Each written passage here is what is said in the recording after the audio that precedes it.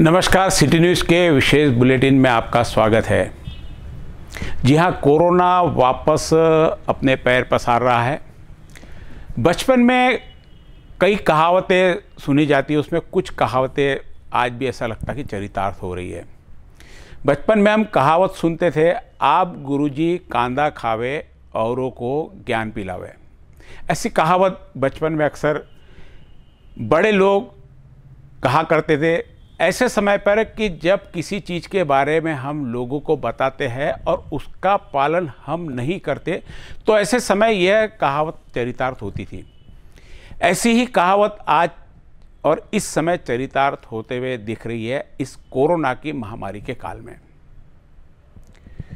आइए पहले वो बात बताने से पहले कोरोना की वर्तमान स्थिति पूरे भारतवर्ष के साथ महाराष्ट्र के साथ अमरावती की के आपको बता दूं। 3,14,000 से ऊपर पूरे भारतवर्ष में कोरोना के मरीज रोजाना करीब कल की तो यही आंकड़ा था जो निकल रहे हैं। अब महाराष्ट्र में 67,000 मरीज कोरोना के निकले, जिसमें से अकेले मुंबई से 20,183 कोरोना के मरीज निकले हैं कल। अमरावती की बात करें तो अमरावती में 64 कोरोना के मरीज कल पाए गए, उसके पहले 47 और उसके पहले 39। 3 दिनों में 150 कोरोना के मरीज अमरावती में पाए गए हैं। इसमें से 2 ओमिक्रॉन के भी है। ये ओमिक्रॉन करीब 25-26 दिसंबर को युगांडा से कुछ लोग नागपुर उतरे थे, वहाँ उनकी टेस्टिंग हुई थी, उनमें वे पॉजिटिव पाए गए थे। उनकी रिपोर्ट कराने भेजी तो वो उसमें से, यानी ओमिक्रॉन भी आपको करीब 10 दिन बाद मालूम पड़ता है कि आप ओमिक्रॉन का इफेक्ट आप में था या नहीं था, क्योंकि यहाँ से सैंपल लेने के बाद में पहले आपका पॉजिटिवनेस देखा जाता है और यदि वो पॉजिटिव रहे तो ओमिक्रॉन को चेक करने के लिए बाहर के लैब में भेजना पड़ता है। इन सारी प्रक्रिया को 10 दिन लग जाते हैं। अब इस 10 दिन में निश्चित रूप से जो भी कोरोना के मरीज निकलते हैं उनको होम आइसोलेशंस या यदि स्थिति ऐसी है दवाखाने में एडमिट, तो उनको दवाखाने में एडमिट किया जाता है। करीब 70 से 80% लोग ऐसे हैं जिनको सिर्फ लाक्षणिक संकेत है, जिसके आधार पर घर पे ही रहकर अपना इलाज करवा रहे हैं। अमरावती में कल 64 कोरोना के मरीज निकले, उसके पहले 47, उसके पहले 39, उसके पहले 16। ऐसे यानी धीरे धीरे जहाँ जीरो कई दिनों तक हमने कोरोना का समाचार में है कि आज 0 मरीज है, अब मरीज बढ़ना चालू हो रहे हैं। यदि पहले दिन 39 निकल के रुक जाते तो एक दिन का कहीं से ऐसा कुछ ब्लास्ट हुआ माना जाता था, लेकिन कोरोना के मरीज की संख्या लगातार बढ़ते जा रही है, यानी कोरोना ने अपना असर यहाँ पर दिखाना चालू कर दिया। हालांकि वैक्सीनेशन का भी प्रभाव काफ़ी अच्छा है, तो उससे लगता तो है कि कोरोना में जो पिछली बार डर था यानी फैलने का डर था, साथ में मौत का डर था, इलाज का डर था, दवाई नहीं मिल रही थी, रेमडेसिविर के लिए लोग मारे फिर रहे थे, ऑक्सीजन की कमी थी, बहुत सारी समस्याओं का सामना पिछली बार प्रशासन के साथ में जनता को भी करना पड़ा। अब वो स्थिति नहीं है, इसलिए लॉकडाउन लगेगा या नहीं यह कोई बहुत तय रूप से नहीं कहा जा सकता। यदि मरीजों की संख्या ज़्यादा रही और ऑक्सीजन जितना कोटा है उससे ज़्यादा लगने की संभावना रही तो लॉकडाउन के संकेत दे दिए गए, लेकिन यह चीज़ की स्थिति ना हो और ऐसी बात का सामना ना करना पड़े, इसलिए प्रशासन ने कड़क निर्बंध लागू कर दिए। शादी में मात्र 50 लोग आप उपस्थित रह सकते हैं, जहां आपको प्रोग्राम करना चाहे, जगह कितनी बड़ी। वहीं पर सरकारी बसें तो बंद है, लेकिन जो प्राइवेट बसें चालू उसमें ठूस कर 50 से 60 लोग 300 फुट के एरिया में भरे जाते हैं। अब किस नियम के अंतर्गत वहां 50 की परमिशन दी गई है और यहाँ 300 फुट में 50 लोग भरे जाते हैं, यह तो नियम बनाने वालों को पता है और उसमें बैठने वालों को पता है। रिस्क वहाँ पर भी उतनी है और शादी में भी उतनी है, लेकिन शादी, बड़े प्रोग्राम, बड़े मॉल्स, बड़े शॉप्स, इन पे सब पे रिस्ट्रिक्शन है। कल कई दुकानों को मास्क नहीं लगाने के जुर्म में उन्हें फाइन किया गया। तो सड़कों पर चलने वाले जिन्हें मास्क नहीं लगाया, जिन्होंने, उनको भी यहाँ पे 500 रुपये तक कई लोगों को दंडित किया गया। ये सारी चीज़ें प्रशासन द्वारा इसलिए की जाती है कि जो कोरोना को फैलने का प्रभाव है, जो फैलने की गति है, उसे कहीं तो भी हम रोक सके। इसी गति को रोकने के लिए प्रशासन के द्वारा ऐसे निर्बंध लगाए जाते हैं। हालांकि हमने आज सारा हमारे सर्वे में देखा कि 70 से 80% तक लोग मास्क का उपयोग कर रहे हैं। 20% है सड़क पे घूमते फिरते नहीं दिख रहे, वे लोग नहीं करते, तो उनका अनुपालन कराने की जिम्मेदारी प्रशासन की होती है, जिसके लिए प्रशासन अपने कड़क कदम उठाकर उन्हें दंडित करता है। फिर भी लोग नहीं मानते, बिना मास्क के लोग आपको घूमते हुए नजर आ जाएंगे। अब बात आती है जो मैंने सबसे पहले आपको कहा था कि आप गुरुजी कांदा खावे औरों को ज्ञान पिलावे। तो बात ऐसी थी कि सरकार ने हर जगह नियम लगा दिए। शादियों में जैसे बताया कि मैंने 50 से ऊपर अनुमति नहीं है, आपको शादी का प्रोग्राम करना है, कोई भी शादी का प्रोग्राम, दूसरे प्रोग्राम, अभी तो राजनीतिक प्रोग्राम पर भी बंदी ला दी गई है और प्रशासनिक प्रोग्राम पे भी बंदी ला दी गई। कलेक्टर के आदेश के अनुसार कहीं पे भी सार्वजनिक रूप में ऐसे कार्यक्रम नहीं लिए जा सकते जहां पर भीड़ जमा होती हो, चाहे वह किसी भी रूप में भीड़ हो। यदि आपको दान भी देना है, वहाँ पर भी भीड़ होती है, आपको उस कार्यक्रम पर भी बंदी है। अमरावती के थिएटर में भी या पूरे महाराष्ट्र के थिएटर में यदि आप 50 लोगों को लेकर यदि थिएटर चलाते हो तो आपको थिएटर चलाने की अनुमति है, वरना आपको थिएटर की चलाने की भी अनुमति नहीं। ऐसे सब जगह सरकारी कार्यालय में अभी तक कहीं ऐसे उपस्थिति का ऐसा बंदिश नहीं आई है, लेकिन सरकारी कार्यालय में सभी लोग काम करके कोविड का जो नियमावली है उसका अनुपालन कर रहे हैं। ऐसा कई जगह देखा गया। महानगर पालिका में भी बाहर व्यक्ति खड़ा है कि बिना मास्क के अंदर नहीं जाने देते, लेकिन हमने देखा कि जाने को अंदर मनाही है बिना मास्क के, लेकिन अंदर से कई लोग बिना मास्क के निकलते हुए देखे। तो मैं वापस आ रहा हूँ अपनी कहावत पे कि आप गुरुजी कांदा खावे औरों को ज्ञान पिलावे। बात ऐसी है, आज अभी सुबह अंजन गांव में एक आरोग्य शिविर भरा जिसमें विकलांग लोगों को सर्टिफिकेट दिया जाना है।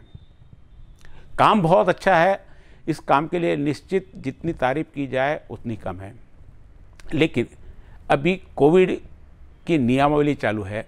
सरकारी कार्यक्रम कि लोगों को सर्टिफिकेट देना है, विकलांग लोगों को सर्टिफिकेट देना है, उसके लिए वहाँ पर भीड़ जमा की गई और मास्क कुछ लोगों ने लगाया, कुछ लोगों ने नहीं लगाया।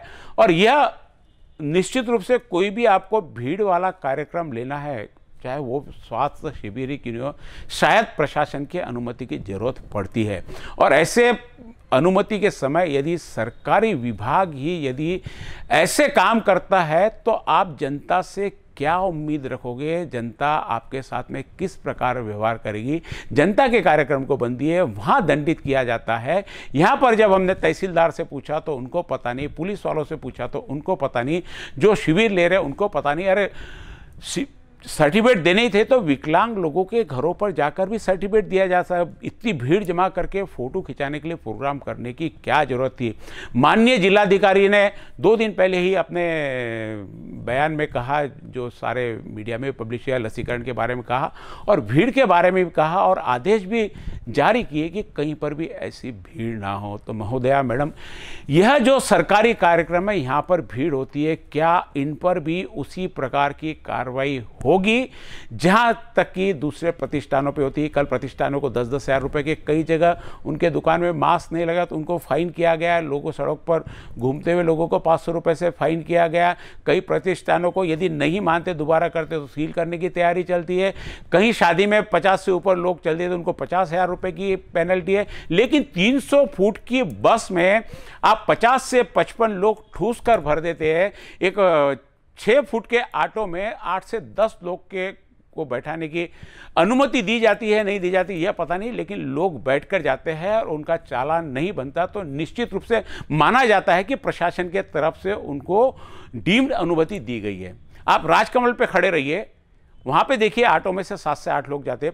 बस स्टैंड चौक पे जाइए, हालांकि सरकारी बसें बंद है तो उसके लिए बाहर वहाँ पर प्राइवेट बसें चल रही है और उसको बाकायदा पुलिस अपनी नोन से पुलिस की निगरानी में वह बसें वहाँ से निकलती। तो क्या उनको चालान की जिम्मेदारी नहीं बनती, उनकी कोविड की जिम्मेदारी? हालांकि यह बात बिल्कुल सही है कि जहाँ सरकारी बसें, महामंडल की बसें हड़ताल पर है, वहाँ पर लोगों की सुविधा के लिए चीज़ें बहुत ज़रूरी होना चाहिए, लेकिन उसको भी यदि नियमावली के अंतर्गत चलाया जाए, पुलिस यह ध्यान रखे वहाँ पे कि कोई उनसे भाड़ा ज़्यादा नहीं ले और जितनी सीट हो उनकी सीट भरी जा सके। जो गाड़ियाँ हैं वो उस गाड़ियों को उसका हेल्थ बराबर है, उसका गाड़ी का स्वास्थ्य बराबर नहीं है, ये देखा जाए।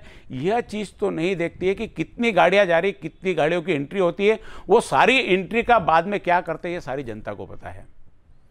तो जहां सरकार को खुद के नियमों का पालन लोगों से करवाना है, प्रशासन से करना है, अपने डिपार्टमेंट से करवाना है, वहाँ यदि प्रशासन ध्यान नहीं देता, प्रशासन ऐसी लापरवाही टाल देता है, अनदेखी करता है और जनता को और दुकानदारों को सिर्फ दंडित करता है, तो निश्चित रूप से आप गुरुजी कांदा खावे और को ज्ञान पिलावे।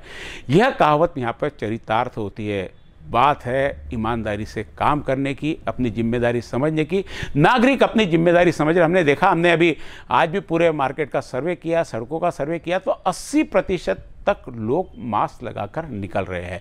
20% जिनकी जिम्मेदारी निश्चित रूप से प्रशासन की है। प्रशासन कई जगह, पिछली बार भी हमने कहा था कि कम से कम चालान बनाते हैं तो उसको कम से कम एक मास्क दे दिया जाए, मास्क पहले बांटे जाए। यदि उसके बावजूद भी लोग नहीं सुनते, निश्चित रूप से इस चीज़ के कहीं हम विरोध में नहीं है कि उनका चालान क्यों बन रहा है, लेकिन साथ में यदि आप अपने डिपार्टमेंट को छोड़ देते तो निश्चित रूप से यह तो आपत्ति वाली बात होती है। आज के इस विशेष बुलेटिन में इतना ही। कोरोना के समाचार लगातार आपको मिलते रहेंगे। जैसा कि हर बार 3 चीज़ें ही बहुत ज़्यादा जरूरी थी, उसमें सबसे प्रथम आवश्यकता है मास्क की। निश्चित रूप से आज भी यह संक्रमण एक दूसरे से जुड़कर सांसों के आदान प्रदान से फैलता है। इन चीज़ों को बचा जाए।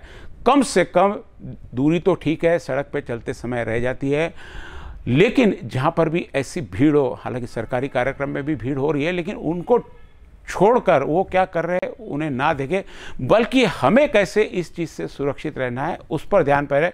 कुछ क्षण के लिए आप स्वार्थी बन जाइए कि नहीं, मुझे मेरा भला करना है, दूसरे का जो होता हो। इतना भी आप खुद भी स्वार्थी बन गए, खुद की भी आपने सुरक्षा कर ली, तो निश्चित रूप से लॉकडाउन से बचा जा सकेगा। नहीं तो यही स्पीड रही तो सरकार के पास भी भले ही गलतियां उनकी हो, भले ही प्रशासन अनुपालन ना करा, लेकिन लॉकडाउन के अलावा पर्याय नहीं रहेगा और जिसका भुगतान पूरा जनता को ही करना पड़ेगा।